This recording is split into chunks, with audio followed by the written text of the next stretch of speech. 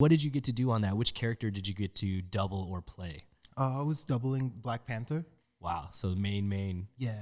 Dang. Stuff in the suit or out of the suit? In the suit.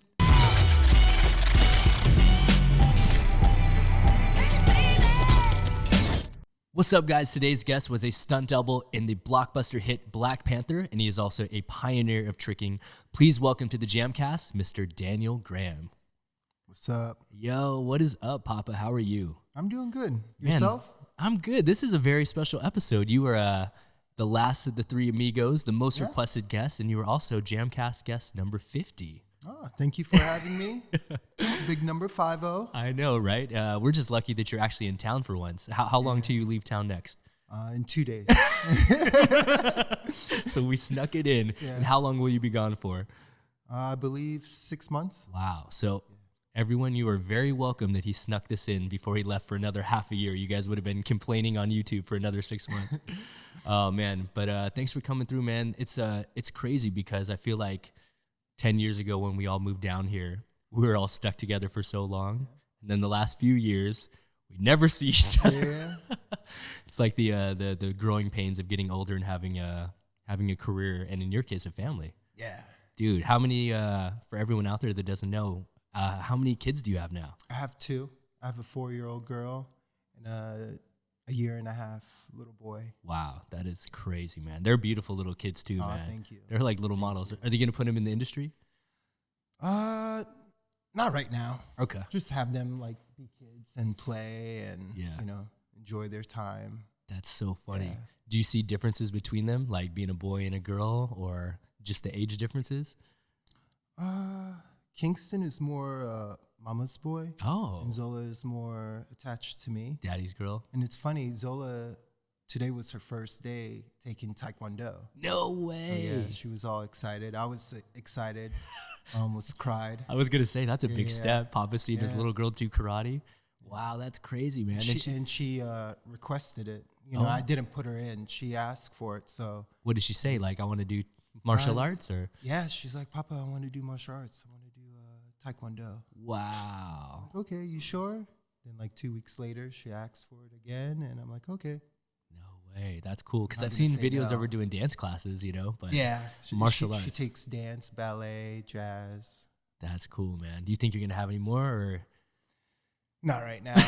No, they're expensive. Yeah, exactly, man. I was Yeah. going to say, not only that, but time too. I mean, mama's holding it down while you're gone on all these movies. Yeah, she's the captain. Yes. The house, That's, so I'm always traveling, so she's really the one, yeah. in charge. Do you ever get to bring them to location, or are they too young right now?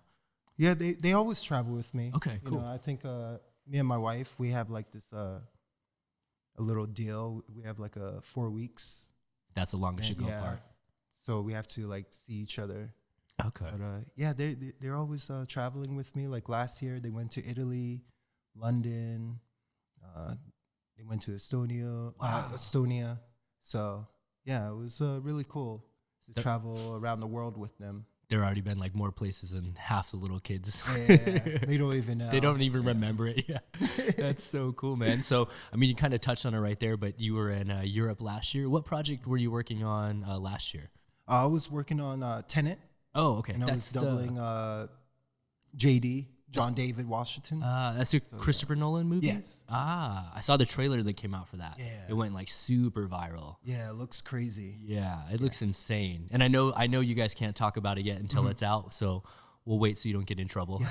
Well, I don't even know everything. Yeah, I don't even know what's the story about. No it's way. like so like secretive. Yeah. And I had no idea. I was just there doing the stunts. And that's funny because how long were you on that movie for? I was on there like, I think it was like 7 months. I know. 7 to 8 months. Yeah, I had no idea what was going on.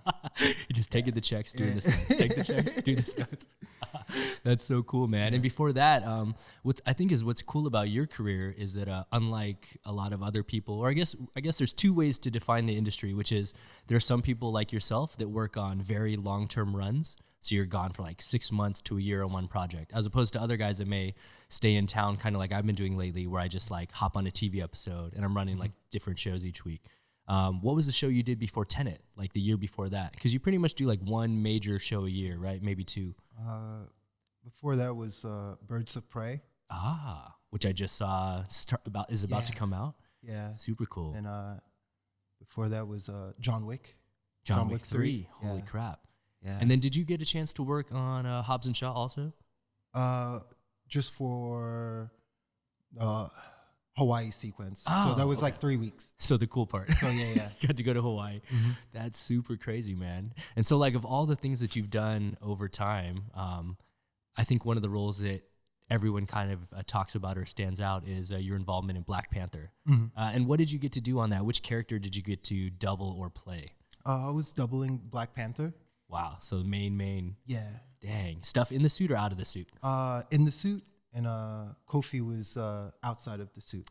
Shout out to Kofi Adam, a legend as well. That's super cool, man. And how long were you on Black Panther for? That was a pretty long one too. I believe like 6 months. Okay. Yeah. And how's the suit, man? It was pretty comfortable. It's it was flexible. Yeah. Okay. The shoes were light. What about temperature-wise? You get hot? Yeah, you get hot because the material is like kind of like a wetsuit. So okay. yeah, you can't really breathe in there. Is there any cooling system at all? No. Oh, okay. No. I hate when they're like, yeah, we could put a cooling system in there, and I'm like, it's useless. Yeah. Just get rid of that fan. Yeah. That's crazy, man. So is there a favorite part of that movie or anything that stands out from that experience? And I only ask that because I think that movie in the last 10 years is probably one of the most heralded movies in the cinematic universe, especially like in the African-American universe. So yeah, definitely. Not even that. That's probably like one of my favorite movies to work on because like the whole energy on that movie was pretty cool. Okay. It was nice to work with everybody on that show.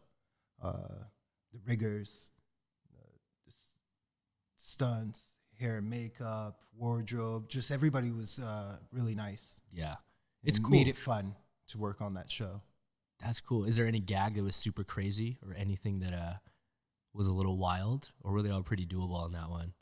I messed up my shoulder doing a gag. I was doing like this dead man ratchet. Okay. Yeah, I tweaked my shoulder pretty bad. I couldn't like move it up and down. So that messed me up for a little bit. But besides that, everything was fun, you know.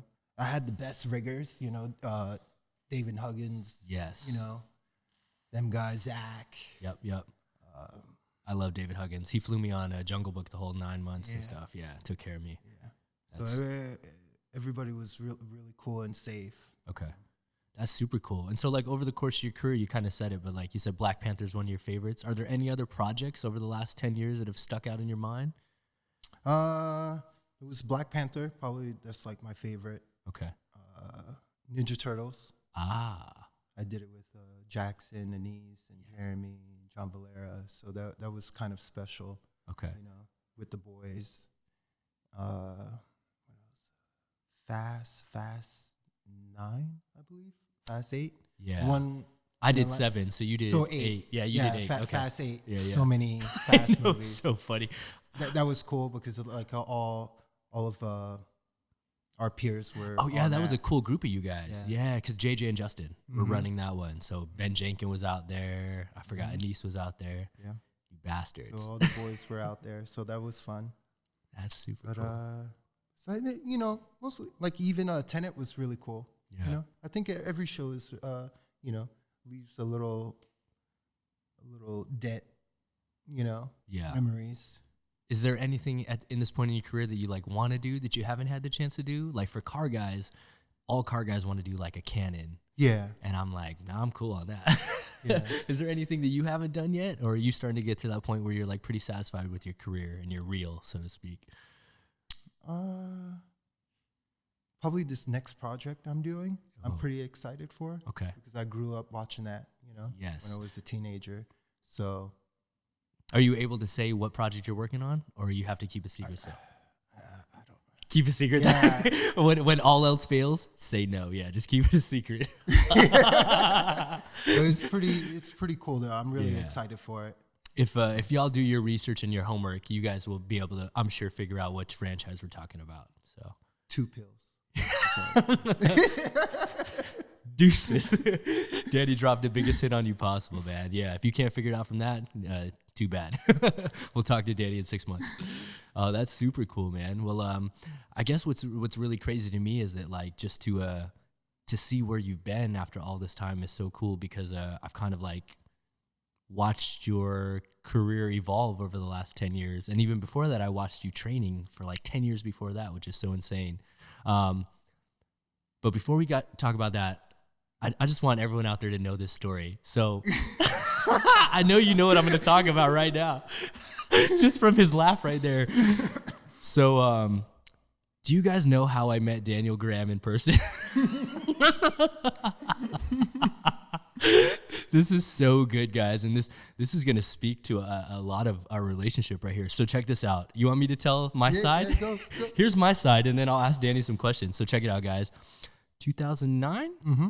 2009, we're having an event at my first gym, White Lotus, called the Loop Kicks SoCal Gathering, where Loop Kicks was going to drive down, and we're having a joint gathering. And one of the special guests was going to be Daniel Graham, flying out from Florida. I was like, oh, damn, this is going to be a crazy gathering. Danny's coming too. And we got Anise here. And we got Seshamru coming. And Jeremy's here. This is going to be crazy. And then I remember you flew in, you landed. And did I meet you at the gym? At the gym. Yeah. I went to go meet you at the gym to take you to my house. And I was like, he has 2 suitcases for a 3-day event. I was like, man, this dude packs heavy. But I was like, nah, I pack heavy too. So I guess, maybe he just doesn't know. The gathering happened. And then I think it was like that Sunday going into Monday, you said, hey, Papa, there's an audition for Ninja Turtles. Can I stay and go to it? I was like, yeah, of course, man. No problem. And then fast forward to, maybe a few months later? Yeah. I think you just never left. Yeah. Yep. Slept on your couch. Slept on the couch. Yeah. Yeah, people have no idea, man. So for the first 6 months, I'd say. Yeah, I was living with you. Yeah, there was a 2-bedroom apartment I lived in with Andrew Ng, and you lived in the living room, and then occasionally Jeremy would crash. Yeah. Sometimes Anise when he was in the doghouse, and then sometimes Solomon too when you didn't want to stay in the car. Over, yeah. It was crazy, guys. We were so broke. Me and Danny have a joke to this day that all we could eat was Franks and beans. We just cut hot dogs and beans. Taco Bell. Taco Bell. With the 80 cents tacos. Yep, the 2 for $99. Oh my God. And the one thing I'll never forget is every night I would go to bed and you would look at me and go, Papa, are you going to sleep? And I go, yep. And then you go, okay. You turn on your video games. I can't be rude and play my video games. I'll never forget every night. Papa, are you going to sleep? Okay. Man, that's so crazy. Yo, so I have a question for you. Yeah. Did you know you were going to move out to LA during that time, or were you just feeling it out when you came to the gathering and stuff? Because that's a crazy life decision. You just kind of uprooted your whole life. Yeah. At the time I had a karate school in Florida. Which I was going to talk about, yeah. Yeah, and I don't know, it was one day in the office, I was just looking at the wall and I'm like, I don't want to do this. I need to do something more, my abilities and my dreams and my goals. So I just decided, I'm like, you know what? I think I'm going to move out there. Wow. See what happens. No way. That's crazy. And it's good for kids to hear. How long did you have a school for? Because I don't think a lot of people know you did. I had it a year. Yeah. So I had it in 2000. I started the end of 2007. Wow. Yeah. Back in Florida. So back in Florida. Dang. And I thought at the time that was the right thing to do because I was 22 at the time. Yeah. I wanted to have a career and be financially stable and have something going for myself. Yeah. And at the time, I just wanted to trick and train. So I'm like, why not open a gym somewhere I could train? I think it's good for kids to hear, though, because I think that's kind of the only thing you can do when you're a martial artist is either A, open a gym, or B, try to do stunts, I guess. I didn't even know you could have a career doing stunts. Exactly. I thought they just picked people hey, you're good at martial arts. You want to do a movie? You just get discovered. Yeah, I didn't really know the whole process, how the stunt community worked. Yeah. So when I figured that out, I'm like, hell yeah. I want to do this for a living. Yeah, it's super cool. And that's partially why we do these podcasts, even is for like kids out there to hear, like, you know, up and coming trickers and up and coming martial artists to even be inspired by your story, to hear like a guy like you, a world renowned tricker, opened a gym. And after a year, he was like, I'm done. Yeah. You know, it's not for me. So Yeah. that's cool, man. What happened to all the equipment and stuff? Did you end up selling it? No, well, I don't have it now, but no, I kept it. I kept the puzzle mats. Okay. And I was training like whenever I went home to visit Florida, just in the parking garage, just put them out and train. That's Yeah. That's so crazy, man. So I guess after that, after coming to the Loop Kick SoCal gathering, you officially moved down to Los Angeles. Yeah. And ever since then, you've just been down here since 2009. Yep. That is wild, man. So I guess before we talk fully about like the LA journey, because part of why you got kind of a leg up here is based on your past. How long have you been doing martial arts for officially? And like, what did you start your roots in? I started martial arts when I was like 4. Well, summer of '89. So I was about to turn 4. So I was like 3 Okay. over the summer. But I wanted to do martial arts ever since I was like little. Itty bitty, probably like 2.5, off of The Last Dragon. Oh, okay. Bruce Leroy. Yep. That was the movie. No way. My friend introduced me that movie. His name was Danny. Ah, okay. And I used to go over his house to eat lunch, and his mom used to make rice and chicken for us. And she used to put this movie on for us because, you know, a kung fu karate movie. Keep you guys busy. Yeah, and like when I saw Bruce Leroy, I was like, oh, wow, there's someone like kind of like look like me. Yeah. Like somebody I could like relate, identify with, Okay. kind of. So that was like my first draw, like, wow, okay, somebody looks like me and they're doing martial arts. Because before that, it was like Bruce Lee or Chuck Norris. Yep. There wasn't no Ninja Turtles at the time or Power Rangers. So it was mostly, you know, Bruce Lee. But when I saw Bruce Leroy, You're like, I'm oh. like, oh, I could do martial arts, you know? So ever since then, like, I was asking for it. And my sister used to go ice skating. Okay. It's a skating rink.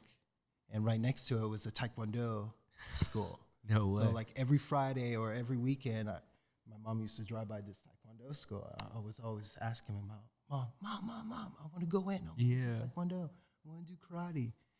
And, you know, she didn't really pay attention to it. She's like, oh, it's probably a phase. Yeah. But, like, over a year, I was asking for it. Wow. She's like, oh, maybe I should sign him up. Then at the time, my dad didn't want me to do martial arts. He was like, oh, he's already hyper and wild, so he's going to start punching people. Yeah. And but I was like really determined to do it, and I was always asking my mom, sign me up. No. She went in. Well, I went in with her, and that just changed Dang. everything. And how old were you when you started? I started when I was almost 4. That's crazy. I started in July, and that's '89. It's so crazy because Zola, your daughter, just asked for martial arts at literally the same age. Yeah. Dang. That's pretty cool, man. So you started Taekwondo at like 4 years old, and were you the first in your family to do martial arts? Yeah. Oh, so you really had no frame of reference. No, Bruce Leroy. No one to help you. Bruce Leroy. Yeah, Bruce Leroy, Damn. Chuck Norris. Yeah, that was my crazy.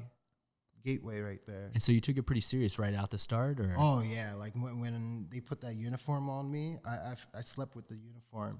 No way. You know, every night, my belt and stuff. I was like in it. No you know? way. And at what age did you start competing then? I started competing. Well, I did all this in New Jersey. Then we moved from Jersey to Florida, South Florida, in '92. Okay. So it was a little bit of a period. I didn't do martial arts. Okay. Probably like 6 months. Then, but when, probably in November, because Hurricane Andrew happened. So probably like the end of '92, I was asking my mom again to put me in martial arts. Okay. So I went to this other karate school. The instructor name is Sensei Mason. Okay. And he used to run like fame tournaments in South Florida and stuff. He had his own tournament called Go Coast. So, so that's how I got draw back to martial arts, and the competitive side. That's how I knew, because my sensei used to like do tournaments. Yeah, he was a tournament Yeah, guy. so that's how I got my in. And I was a fighter at the time, so I wasn't doing forms. I used to point spar, continuous kickboxing, but it was really in '95 when I saw forms. Where was that? Was US it at your Open. school? Oh, so you were exposed to it at a tournament. Yeah, but I was a purple belt still. Okay. So it was funny because it was Carmichael Simon.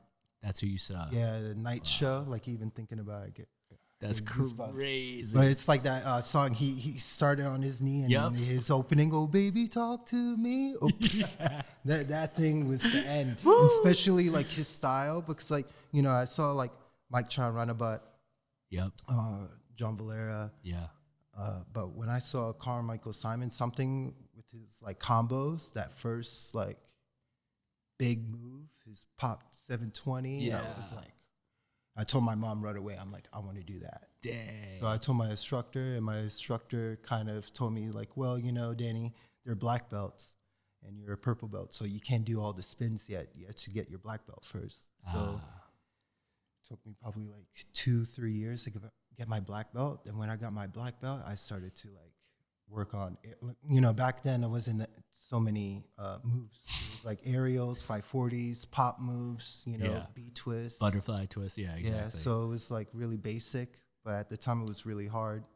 So I was like just drilling them. And how old do you think you are at this point when you start doing tricks, I guess? When you're a black belt, I guess. Like I was, when I was 97. Okay, so like 12. Yeah, when I was 12, I got my black belt. 96, I was like doing aerials, back handsprings, crooked backflips and stuff. But I started seriously tricking probably 97. And who was teaching you this stuff? Or are you just experimenting? Black and blue videos. Black and blue DVD. Because before the tapes. Like, social media and like the internet, there wasn't really anything to go by. You can't look it up and be like, oh, this person, that person. You had to like go to the tournaments or buy the VHSs. VHS. So that was a struggle too, because like you would look at it, then you're like, you have to rewind it. Yeah. Pause it. And then it's in reverse because you're like watching it. Yeah. So that was pretty much how I learned about tricking, was going to the tournaments, NASCAR tournaments, and black and blue videos. And this is what we try to tell the new generations, is that like back in the days, you were only exposed every time you went to a tournament, because there was no internet. There wasn't even Bylang yet. There was no tricks tutorials.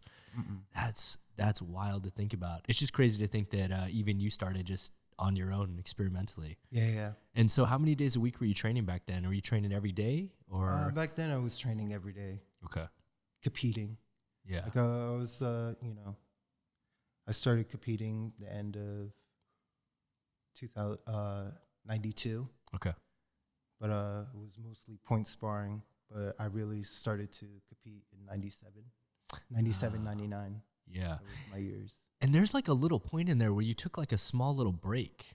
Yeah. Like you disappeared. Yeah. Because I remember seeing little Danny Graham competing with the long hair and your crazy hair, and then you like disappeared for a few years. Was that because you went to play football?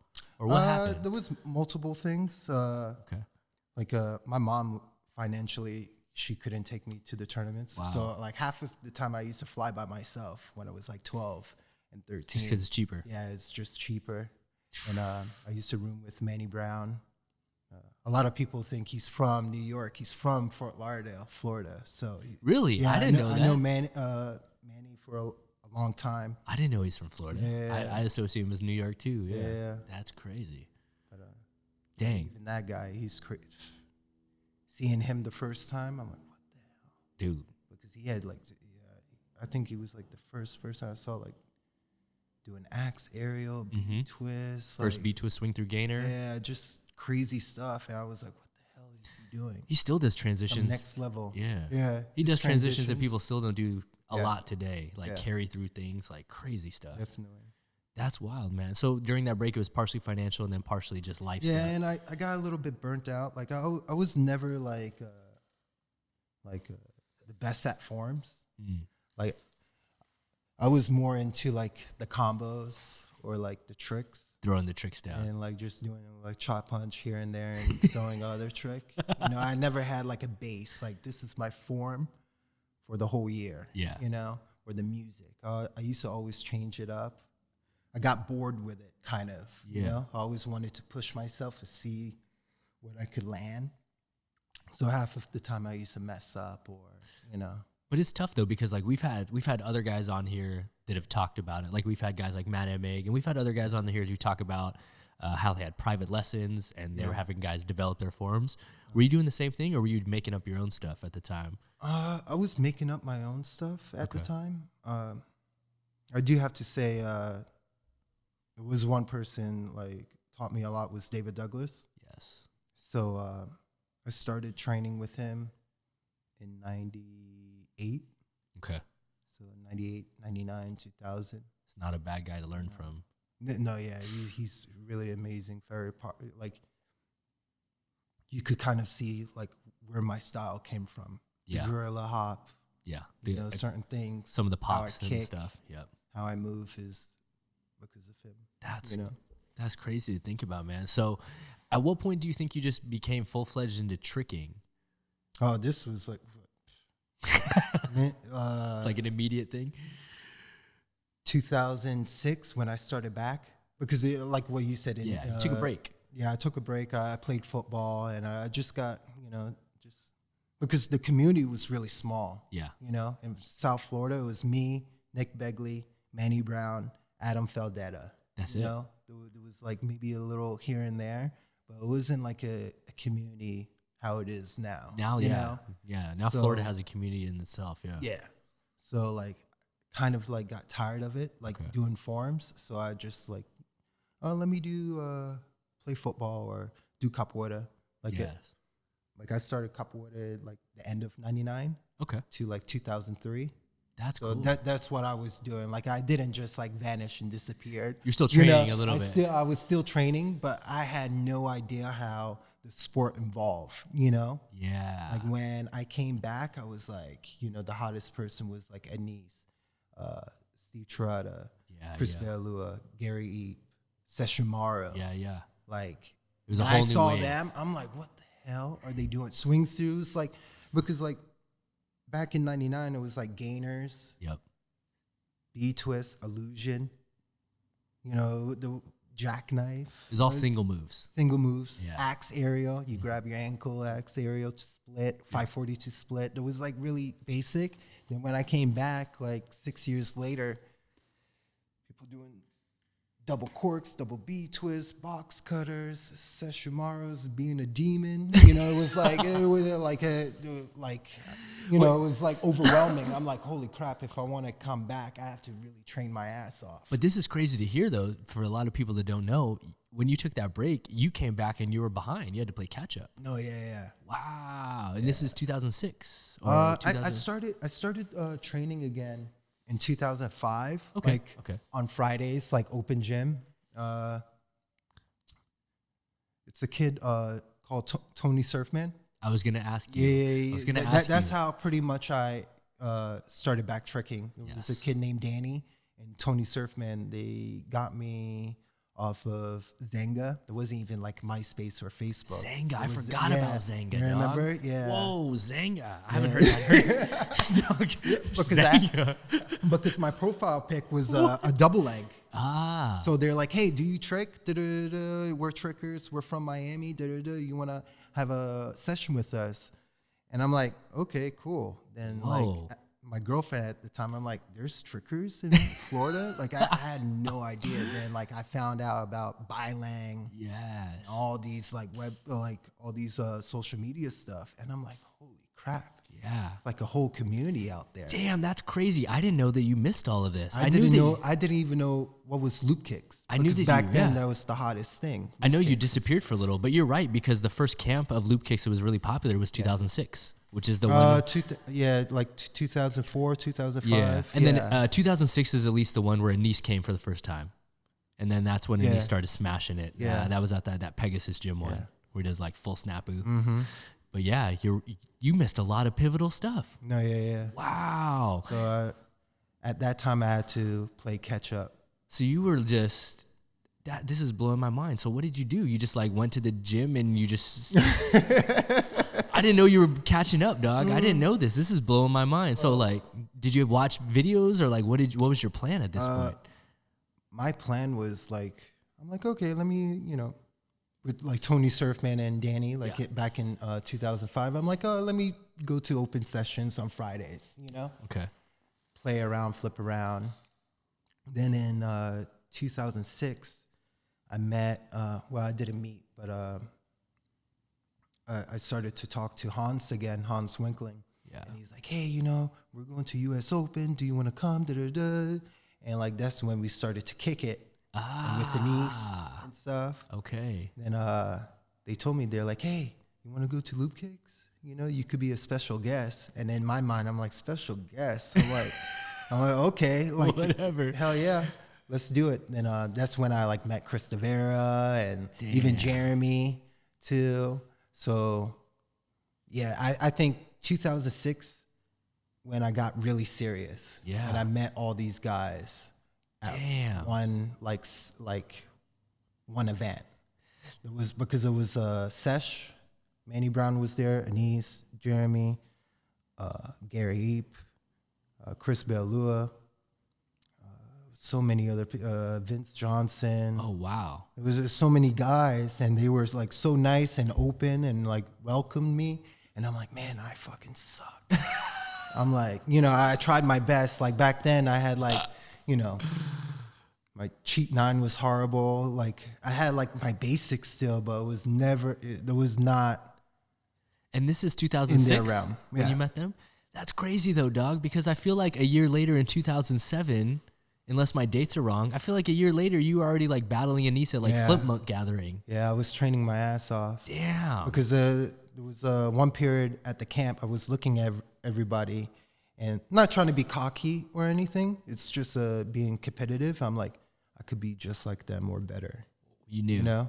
I'm like, I just need to really train, be like really have a big dedication to this. I'm like, I think I could do it.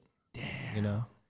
And ever since then, after Loop Kicks, I started to train. I watched like my workout videos and like just analyzing how everybody operates, like what works for them, what works for me, like double nines. Like I really wanted double nine, and the best at that time was Steve Toretta and Matt Emick. Yep. And I just looked at how they did it, how they pivot, how they, their setup, knee pumps, like just a lot of things. Even like Chris Bellua, he's the godfather of box cutters and hyper hooks.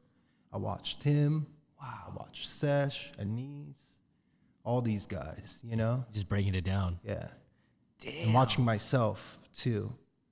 That's crazy. And do you remember how you learned how to swing through? Or did you just learn that on your own as well? I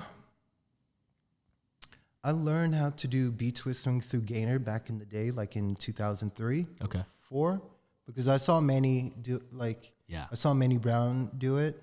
Then I saw Mark Canazato do it. Then when Mark did it, I'm like, I think I could do it. I was like this. Because me and Mark used to compete. Yeah, exactly. Together, Florida connection too, baby. Yeah. So like I used to always see him like warm up, and he was like doing the move. I'm like, what the fuck is this? Okay. I could do I that. went back home and tried it. So yeah. That's crazy. It wasn't easy. Yeah. And what really like made my swing through really like now was Sammy Vasquez.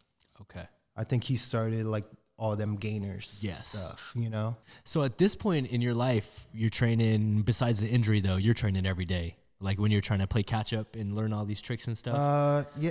I don't even, what year was this? 2007?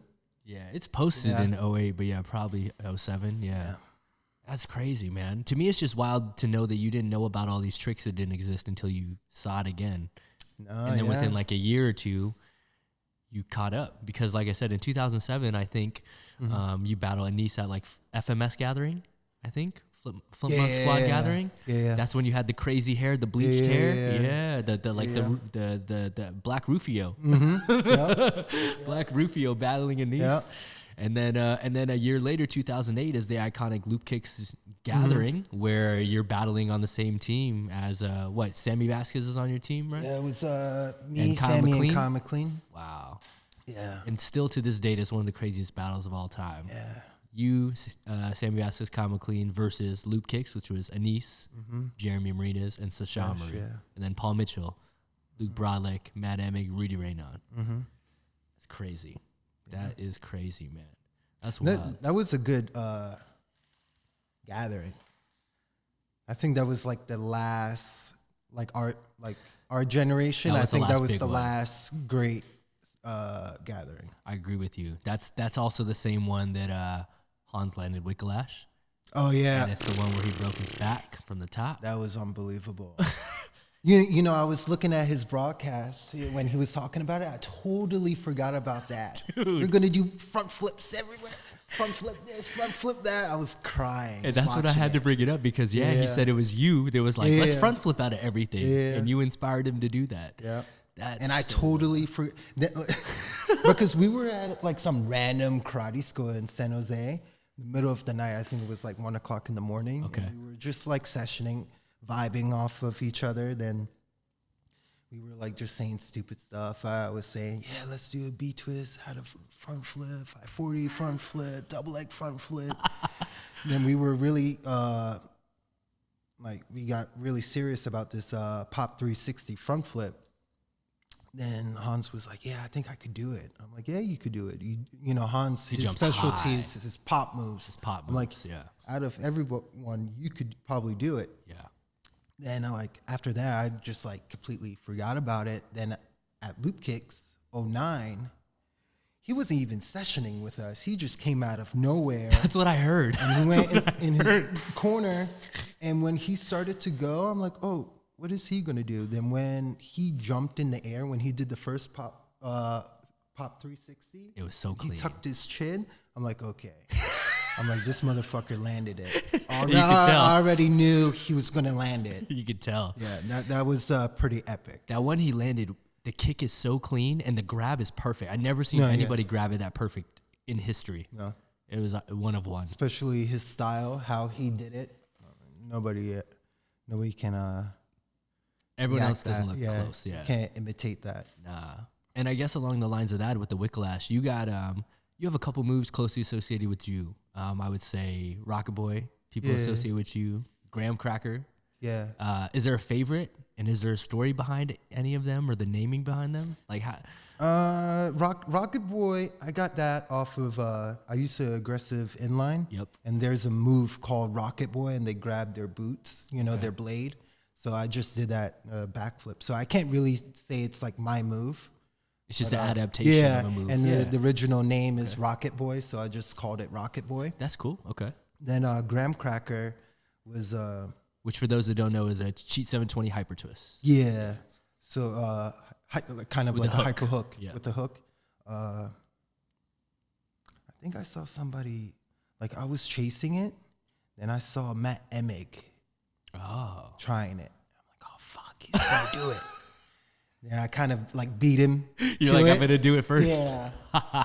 And I think I saw a couple people try it before. Chris Bealua tried it before. Yeah. I think I was just the first one to land it.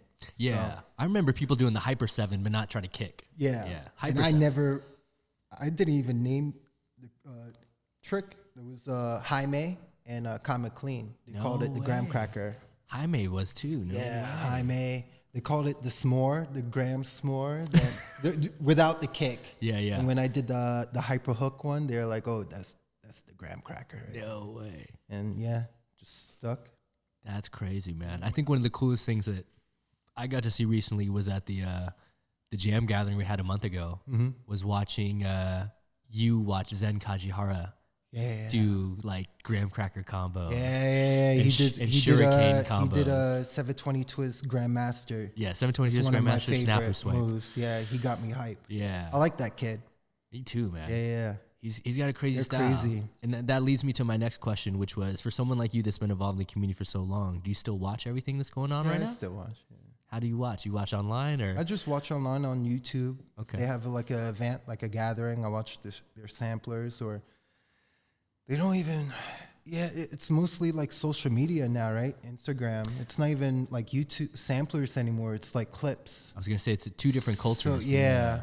I like watching samplers. Maybe I'm old school. Yeah, you yeah. know, I like watching like the story. You know. Yeah, and Like, I feel you. One of my favorite is Ott. Yes. I like to see the beginning and the end. Mm-hmm. You could see his growth as a Yes. tricker and like what he went through, because he had a knee injury Yep. too, right? He had an ACL Yeah, yeah. injury, and you could see how that affected his style. Totally. You know, Totally. Yeah. so it's like it's really cool to see stuff like that. You see the progression through the years. Yeah.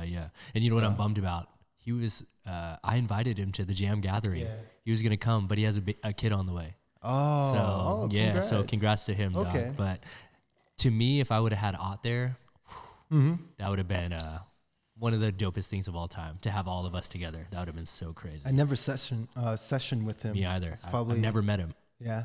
Yep. He's one of the few guys I think worldwide that I want to meet that I haven't met, Yeah. which would be Ott. Yeah. And so, is there anyone else that you watch out there besides Zen, or what do you think? And if there's not someone specifically you watch right now, what do you think of the current state of tricking? Are you impressed by it? Did you think we'd get to this point? Oh, he's thinking. Oh, he's thinking. Like what I saw was really cool. You know, Yeah. see the evolution and stuff. It's just a different time. Yeah. You know, I feel like my generation, we came from martial arts. This generation is not really, you know. they're Some of not them, this is their first sport. Yeah, It's you know, crazy. they used to be b-boys Yeah. or Yeah. whatever. So like the chemistry is not there. We can't really relate, you know. We can't really sit down and talk because the chemistry is not there. They think totally different, like how the old school guys think, Yeah. you know. But I like it, you know. It's pretty cool, you know. All around, they kick, flip, twist. It's not just one thing they're doing. That is true. Especially Soche. Yeah, He's doing like weird off-axis double flips, you know. We used to like dream about. He's really making you know? people think and question, like, Yeah. was that a double flip? What was that? You know? Yeah. Yeah. It's definitely interesting to see, but I kind of get what you're talking about, and it's no disrespect to what they're doing, because what they're doing is literally what they're doing is the stuff we used to joke about 10 years ago, like, hey, do a 1620, and we'd like joke, and now dudes are doing 1620 combos, you know? Yeah. It's crazy. You know what's a little bit weird for me? You could say I'm old school. It's like when they session, they do one move, they sit down and watch. I know it's different. You know, like It is different. You're right. when we were sessioning, we feed off of each other, you know, especially like White Lotus days. We would all get there, and the first person would go off with Sammy. Yeah. Okay, he started it. Let's go. You know, these are the stuff I remember growing up. The sessions, the good times. Now I feel like people, it's not even like vibing with people anymore. It's just like, okay, I did this trick. Let me see. Let me study it. You know, let me post it online. Man. You know, it's totally different. I never thought of it the way that you're putting it until now, but you're right. It is like more of a personal journey now. Like kids go to the gym with an agenda of what clip they want, or they're like trying to chase a move, so they'll study it, do it, study it. They have a notebook. Yeah. Like when I was young, I didn't even stretch. Me and Denise used to go. Jeremy, we just go whatever we, you know. Yeah. Like it's not trying to go deep, but it's like especially Jeremy and Anise, like I could tell what's on Anise's mind, how he tricks. From if the he's way really he tricks. aggressive, if he's, you know, you could feel each other. You know, it's like a painting. If he's hurt or if he's happy. If he's happy, he tricks totally different if he's angry, you know? Dude, you're right. You know, if something is on his mind, you know, he takes that energy through tricking, you know? So it's like it's totally different how people trick now and how we used to trick. You're pretty right, though, man. That's another thing that I've never really thought of from your perspective, which is like the emotional feeling that we used to see from people.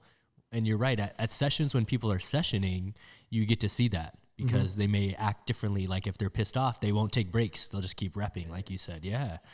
Damn, that is crazy to think about. The game changed. But it's good. You have Pinto, you have all these guys. They're really good. You have Andrew Franklin. Yeah. I think one of the coolest things that I got to see, and this was just like cool for me to see from a personal standpoint, was watching you and Guthrie trick together for the first time at the Jam gathering. It was just crazy to see, like, after all these years, like, two generations like coming together, because like for a long time I feel like there was a big disparity in the community where people thought like we were anti-Guthrie, like I feel for a long time people thought that like our generation was anti-Mike or like, and it wasn't that by any means. It's like I think the biggest thing is like every generation they want, especially tricking, everybody get their shine. They get their 15 minutes of fame.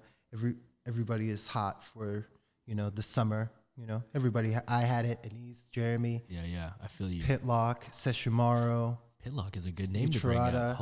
Everybody had their moment in time at tricking, and like I feel like the other generation, they wanted that, and they wanted it now. And they kind of like dismissed us, like try to push us out of the community. And it's like anything we did, they bashed on it. Or, like moving out here. And doing like live shows. Oh, you guys sellouts, and all this. Things have changed. But now, 10 years later, you see Alex D and Valu doing live shows actually dancing. Alexander and everyone's chasing the industry now. And it was just new back then. No one, we literally like were some of the first people to pave the path out here in LA. It's crazy. So for all you little kids, we'll take 5% gladly. All of you trickers, they didn't even have tricking auditions 10 years ago, y'all. So we'll gladly take our 5%. Oh man, that is so crazy. That was the biggest thing I feel like. Yeah. Toward the end of our generation, they just want they wanted. And I think that's the thing is the whole time was always just a misunderstanding. It wasn't a lack of a respect for physical skills because we always respected what they were doing physically. We're like we said, even now we're blown away by the stuff kids are doing. It's insane. So no love lost by any means. It's like what I said earlier, we can't really relate.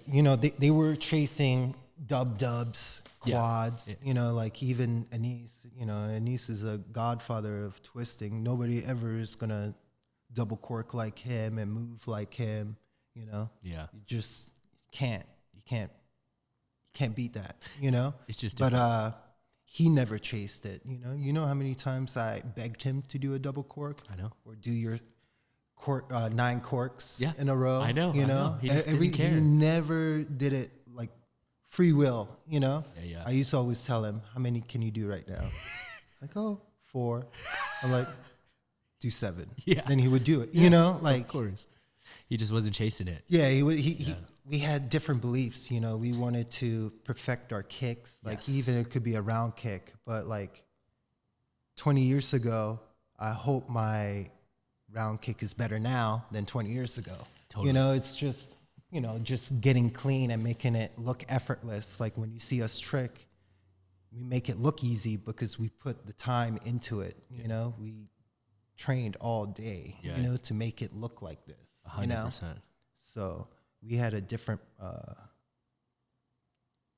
way to train. Like other people just want, okay, I landed it, move to the next one. Us, we want to master it. Yeah, make it beautiful. Make it look like it's like effortless, like it's walking to us. Yeah, I remember. So it's it's just different times, different wherever float your boat. Yeah. What do you think things are going to go next? Do you think what do you think is going to happen next? I keep asking this question to myself because I don't know. Everybody does triples now. Standard. Like the new cork is double cork. Yep. That's the standard. Standard. Double cork is like the cork. It's like a 540, right? But what can you do in between them double corks? There's a lot of things. You don't need it. Double shuriken, or now they're doing triple shuriken, like a hurricane kick. Shuriken, yeah. You could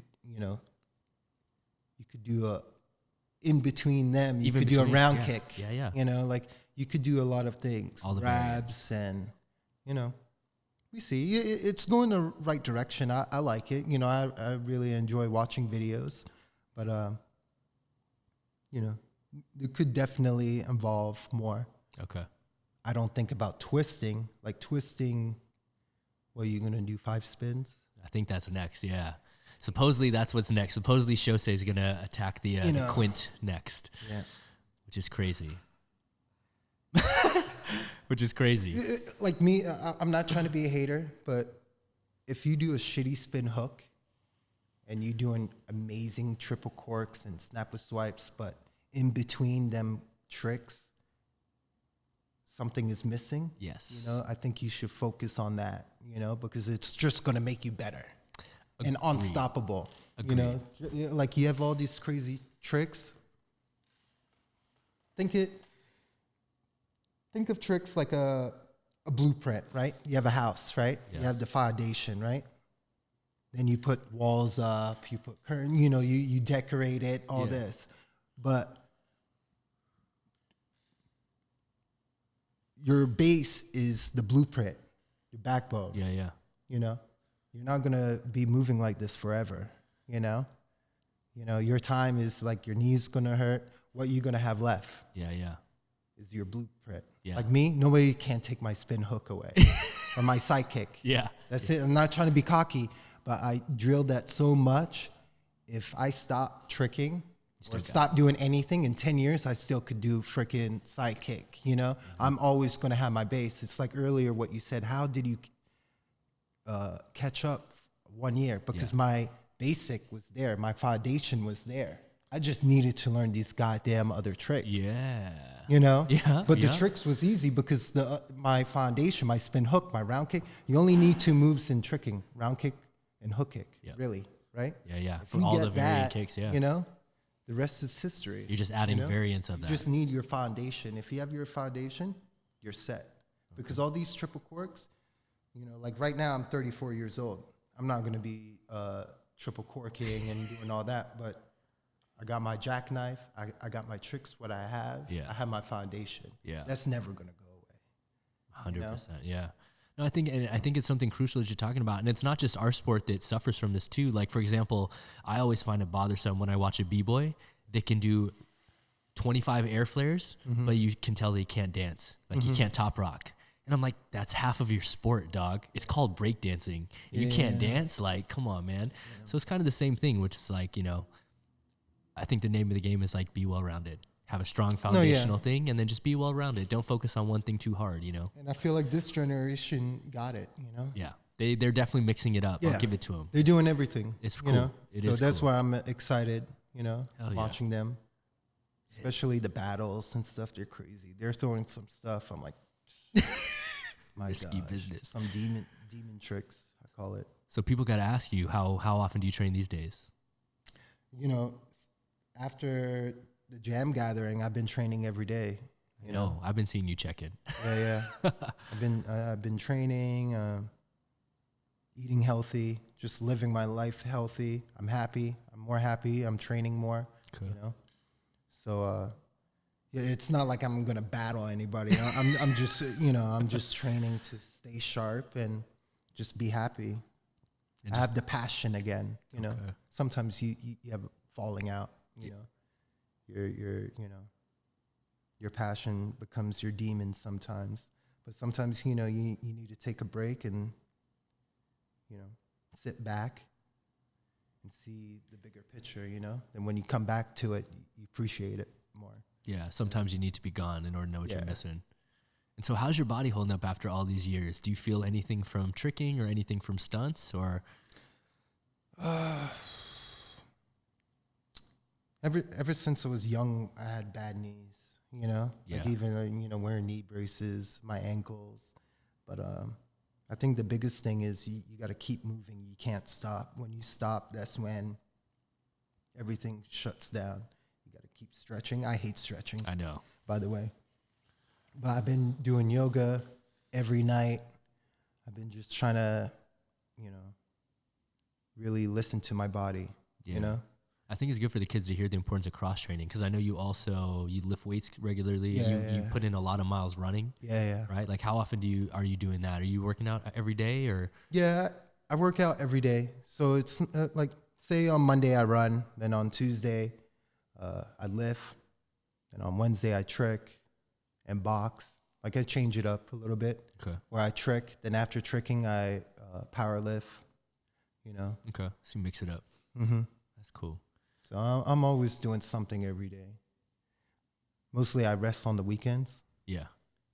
Understandable. Yeah. Got kids. And I don't. Oh, that too. You have to balance. Before I used to train 12 hours a day and be selfish. I can't be selfish anymore. Yeah. I'm already gone. 10 months out of the year. Yeah. So when I'm home, I got to see my kids, and I have to balance it. When Zola is in school, that's when I'm at Jam. Yeah. I come home, I pick her up from school, or, Yeah. take her to the park. It's the little things, It's not just about me, but this is what I do. This is my life. Yeah. But, you have to have balance, Out of all of the years that you've been in the sport and in the game, and it could be professional, it could be a job, an industry job, it could be a gathering. Is there a moment in tricking that stands out to you in your brain? Something that like still excites you? Like earlier you talked about the Carmichael moment when you saw him compete. Is there anything in tricking that you'll remember for the rest of the time? Or a moment that was pivotal? That's what, like just moment sessions, like loop kicks when Hans landed that move. Okay. Even loop kicks 2006, sessioning with everyone. There was a session in Orlando when I first landed hurricane kick. I'm gonna remember graham cracker when I first landed. There's a lot of things, even not like on YouTube. I'm always gonna remember, So there's I always think about it every day. Okay. Tricking, and it's who I am. I've been doing this since forever. So it's never, if I'm not doing it like 10 years ago, I'm still doing it, but not on that level. Yeah. Of course. So, and now, just little things, man. Little sessions, vibing. That's what I'm gonna remember. And now I got to ask this just because, like, over the last few years, as you've gotten a family, you've become more private. You got off Facebook, and your Instagram's wiped clean. Yeah. The only thing you've left us with in this world is your YouTube. And now, is there a sampler of yours over the years that stands out? Because, man, there's a lot. I mean, Hate Or to Love It is one of my favorites. There's a lot of ones that stand out in my mind. Is there a sampler of yours that is a favorite? What's the other ones, like Growing Up? I like Growing Up. Growing Up is cool. The song is cool. Growing Up was cool. That was like right before I moved to LA. Growing Up was it was good times, and I was healthy. Yeah. Yep. So that's the one. It's in Miami right there. Yeah, I remember the song and everything, dog. It's playing in my head right now. With skinny jeans on. Yeah. And so I got to ask you, like, as we're watching this video and you're kind of seeing it, Combo King 1985 has been your email for as long as I can remember. Combo King 1985 at yahoo.com. Yeah, I'm still rocking the Yahoo. You still are, right? Like, even looking at this, I look raw. Like, I'm not that clean yet, but I'm just mad raw. You're ripping it. Yeah. Just raw. Ooh. And so, Leo, along the lines of the name Combo King, is that just because you had a desire to do longer combinations like we're seeing in this video? It started ever since Carmichael Simon, dude. Oh, baby, talk. When I saw that combo, that's what I love. In like even watching David Douglas, even like Steve Cherrata. I remember the first time training with Steve Cherrata was 98. Wow, that's right around. That's right when I met him, bro. I met him in 98 too. I went to his 99. karate school in Thousand Oaks. No way. I didn't even know who was. I was staying with David Douglas at the time, and he's like, "Hey, we're going to this studio train. Da, da, da, da. Wow. I want you to meet this kid. He's really good. He's really talented."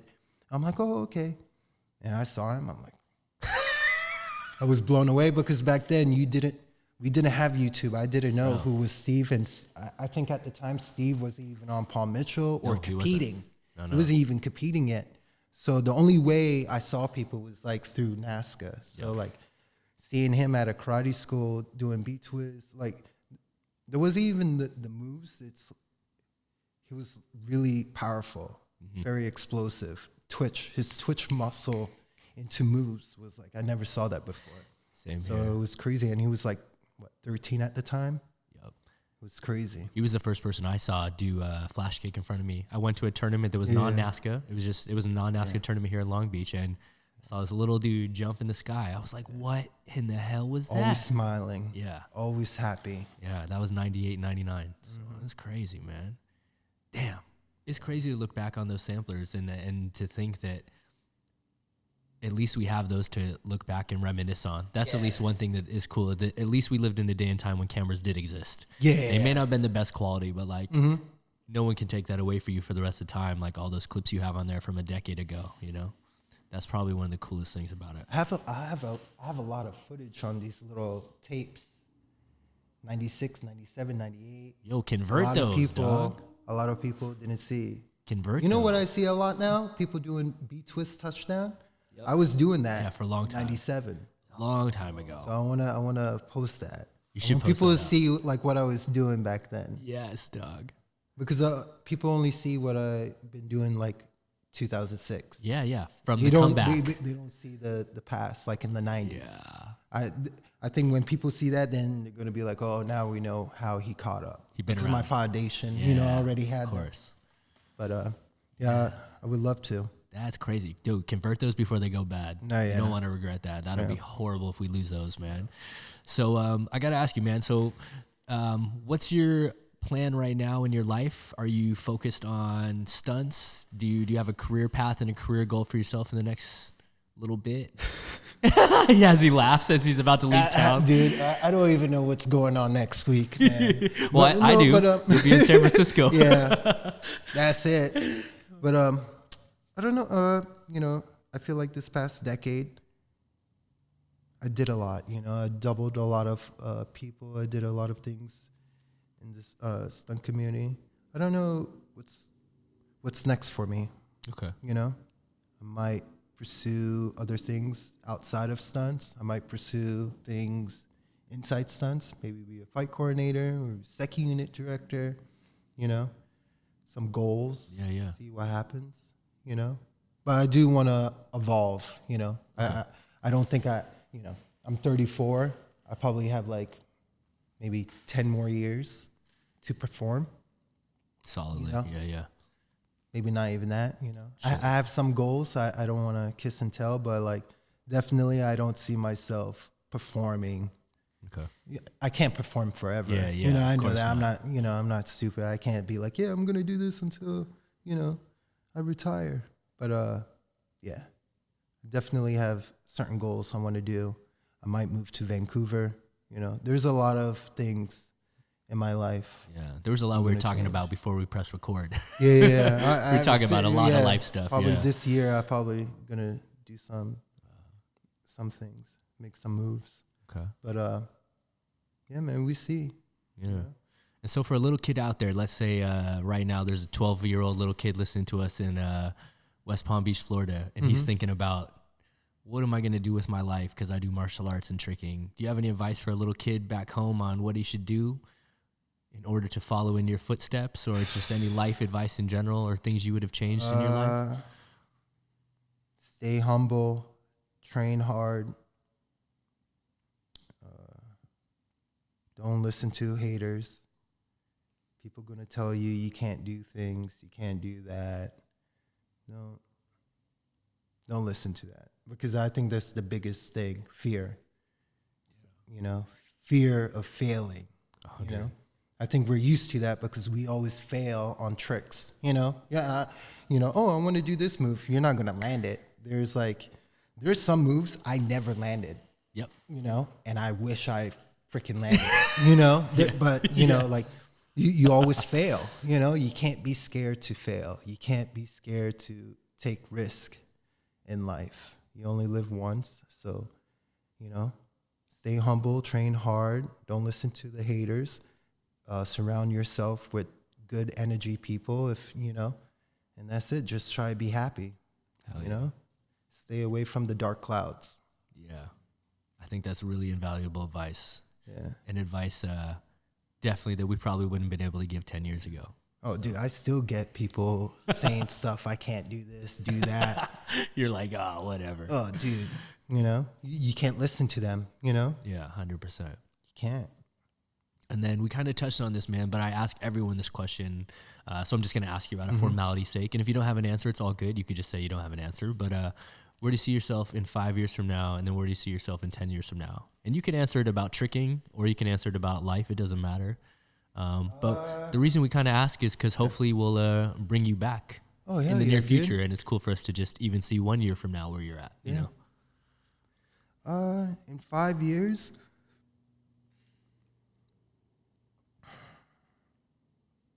We're almost going to be 40. I am going to be 40. Real. Yeah, I'm going to be 35 this year. That's real. My main goal, I said to my wife, I'm like 40, I'm going to retire. But now I have 2 kids, so I can't retire anytime soon. Yeah, good luck. But, yeah, man, I just want to... Biggest thing right now for me is my kids. Yeah. I just want to be there for them, you know? I just want them to get things what I never had growing up, you know? Yeah. And giving them the opportunity to excel in life, you know? Yeah. So I think that that's my biggest goal, to have my family happy, you know? And my kids be happy. See their goals, you know, be achieved, or help them, you know. Yeah. So yeah, I think that this probably 10, 20 years that's my goal, my family. Me, it's like I did everything the tricking, you know.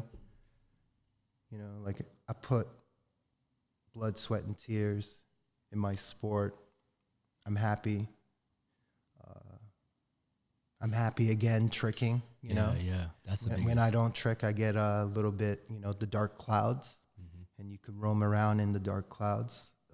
You know, it gets scary, but you know, tricking really helped me with balance in life, you know. So in 10 years, I'm probably still going to be tricking. I'm still going to do martial arts, and probably just support my family.